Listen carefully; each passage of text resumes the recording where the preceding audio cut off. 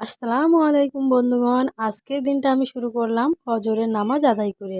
ফজরের নামাজ শেষ করে আমি একটু কোরআন তেলাওয়াত করে নিলাম। তো সত্যি কথা বলতে কি জানো? নামাজ আর কোরআন তেলাওয়াতের মধ্যে যে কি শান্তি, মনে হয় যেন পৃথিবীর সব সুখ আমার মধ্যে এসে গেছে। তো সত্যি কথা, আমি খুব শান্তি পাই নামাজ পড়ে কোরআন তেলাওয়াত করে।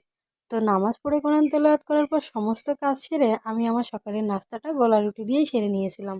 তো এখন চলে আসলাম আমি আমার বিছানা গোছাতে। তো বিছানাটাও গোছানো হয়ে গেছে। তো সকালে করেছিলাম আমি আলু সিদ্ধ ভাত। তো দেখো আলুটা আমি মেখে নিচ্ছি। আর এখানে আমার ছেলের জন্য শ্বশুরের জন্য ভাতটা বেড়ে রেখেছি। তো তারপর দেখো আমার মা এসেছিল বাড়িতে। তো এসে আমার তরকারিগুলো কেটে দিল মা। তো মায়েরাই তো মেয়েদের মায়া বোঝে, তাই না?